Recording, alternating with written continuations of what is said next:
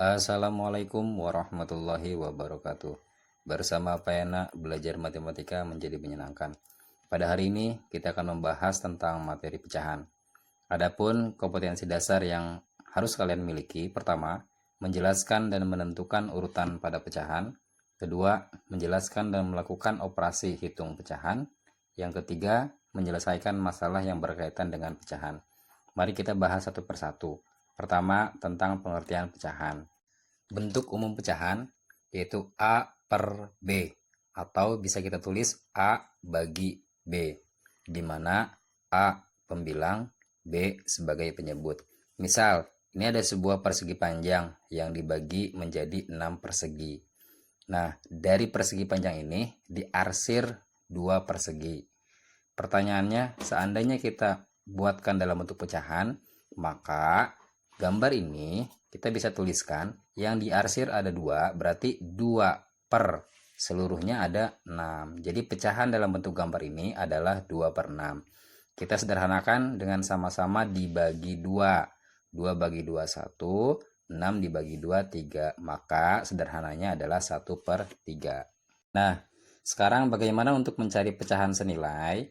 Mencari pecahan senilai dapat kita lakukan dengan cara kali atau bagi dengan bilangan yang sama. Contoh, di sini ada 9 per 12. Kita diminta untuk mencari pecahan yang senilai. Misal, cara yang pertama kita bagi dengan 3. Sehingga 9 dibagi 3, 3. Kemudian 12 dibagi 3, 4. Maka 9 per 12 senilai dengan 3 per 4. Selain itu, bisa kita juga misalkan contoh dengan dikali 2. 9 kali 2, 18. 12 kali 2, 24. Dengan demikian, 9 per 12 itu juga senilai dengan 18 per 24. Berikutnya membandingkan pecahan. Membandingkan pecahan dapat kita gunakan dengan cara samakan penyebut atau dengan kali silang. Namun sebelumnya kita harus ingat untuk tanda. Nah, tanda yang pertama, ketika mulutnya ke kanan, artinya kurang dari atau lebih kecil. Kemudian tanda yang kedua, menghadapnya ke sebelah kiri, artinya lebih besar atau lebih dari. Contoh, di sini misalkan ada 5 per 6, titik, 3 per 4. Kita suruh bandingkan menggunakan tanda kurang dari atau lebih dari. Nah, cara yang pertama, kita bisa gunakan dengan kali silang, berarti 4 kalikan dengan 5, kemudian 6 kalikan dengan 3.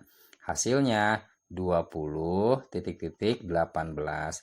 Kita tahu bahwa 20 itu lebih besar daripada 18, maka tandanya mengarah ke sebelah kiri. Dengan demikian, 5 per 6 itu lebih besar daripada 3 per 4. Bahasan berikutnya yaitu mengurutkan pecahan. Cara mengurutkan pecahan kita bisa gunakan dengan samakan penyebut atau pembilangnya.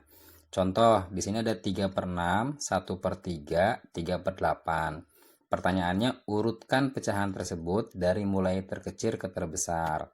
Sekarang kita lihat, penyebut yang pertama 6, kemudian yang kedua 3, yang ketiga 8.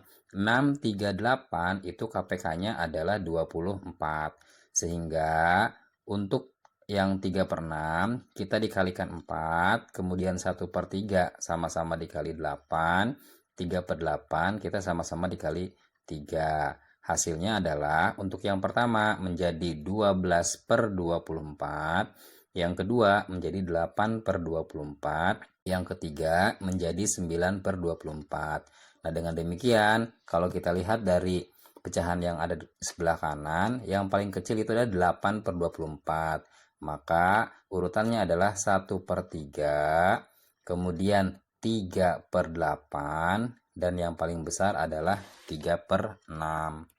Bahasan yang kedua yaitu tentang operasi hitung pecahan. Operasi hitung pecahan di sini nanti ada penjumlahan pengurangan, perkalian pembagian, serta operasi hitung campuran.